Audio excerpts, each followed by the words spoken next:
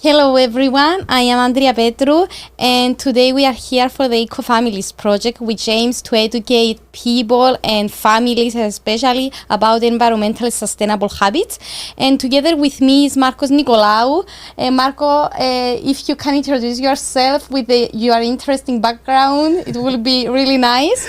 Of course. Hi, thank you for having me.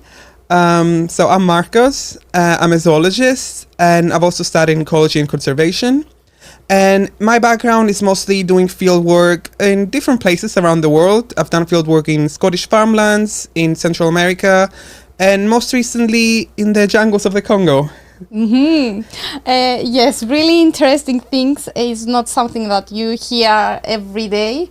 It's a unique occupation, I will say.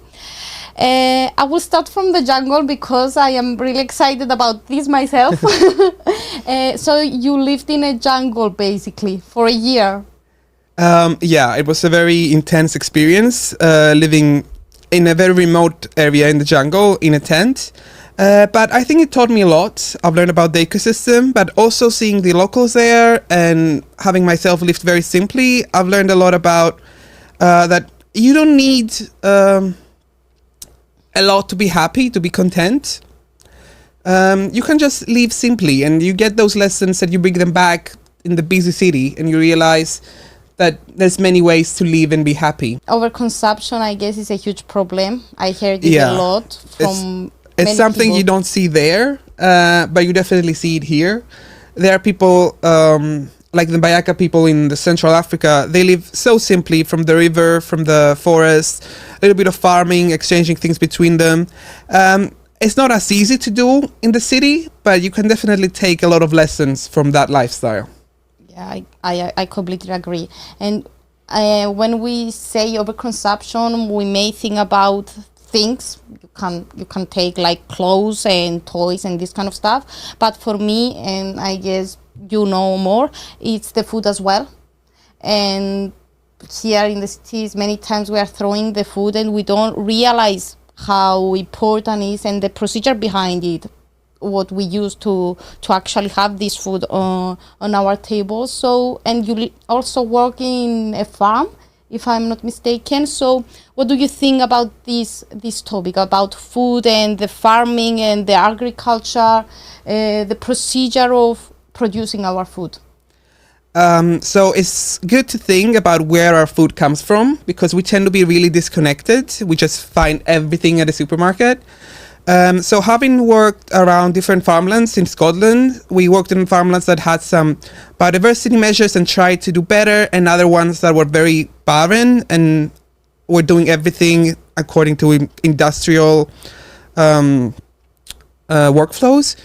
And you can see the difference just by being there. You can see like some farms that tend to think about having pollinators on and using less pesticides and having free-range animals. That translates into not only better quality food, but better carbon footprint and better biodiversity overall for the country. So for us, we have to think where our food comes from and look for maybe more sustainable choices when we're shopping. And a more difficult question, I will say, challenging one. So as a parent, how can I educate my children about this? I mean, he may not realize where the food comes from. Yeah. Or the whole things that you just mentioned about the pesticides and all of these things. So how should I educate my children to be more responsible? So I think that's a really important question, actually, and it's good to start teaching kids about nature, about ecosystems in general, about how we humans are just part of the earth and we're part of a cycle, and how we're sharing this planet with wildlife and how important nature is to us and our living. We're not just disconnected living in our cities.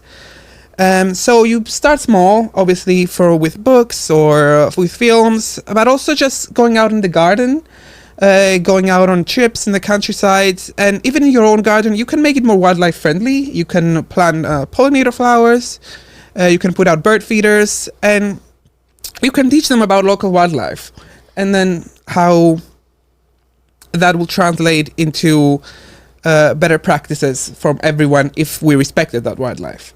That's a really good point, because I believe education is a huge thing, generally not about green sector only specifically, but in general. And I think you just mentioned that educate them from young age to realize that nature is not something outside. Actually, we live in nature. We are part of the nature, and we have to respect it.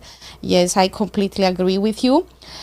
So, as a ecologist as well, what do you think of any specific activity, maybe outside in the garden, that we can do to educate the children? So one thing will be to grow your own plants if you have the space. Even though you don't need a lot of space, especially for specific vegetables, you can just have them in a small pot.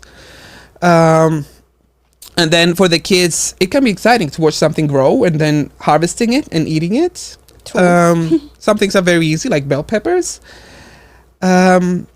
Also, just planting pollinating flowers out in the yard. We choose local species, and then just seeing butterflies or bees coming to the yard. And then you can explain to them, like depending on the age, how everything is interconnected, how a bee goes from flower to flower, and then that sustains a flower cycle and also sustains the bee colony. And that's how we also live. We're sustained by nature. Yeah, that's true. So thank you very much for all of this useful information. And now I would like to go to a more practical topic, let's say.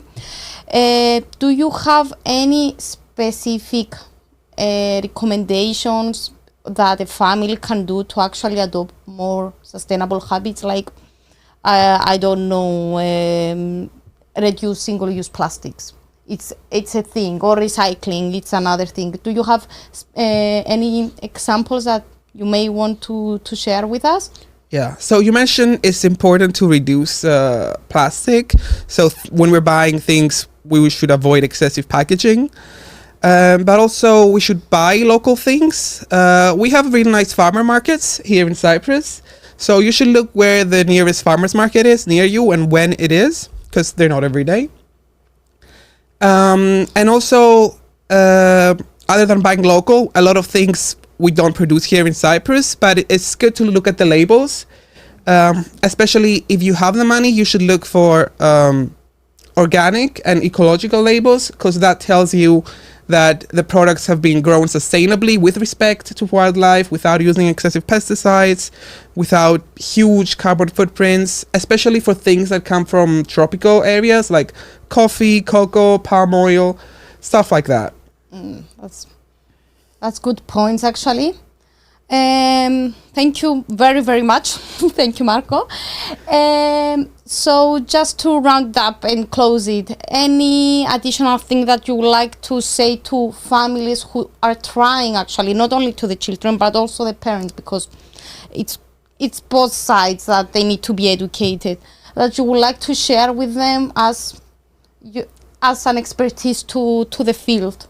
Yeah, I mean, other than what we already said, I think it's important to remember that it takes small changes to add up as a big change. So if you're a parent and you're worried, oh, I'm not doing this, we're consuming too much this, but just slowly look into what you can do.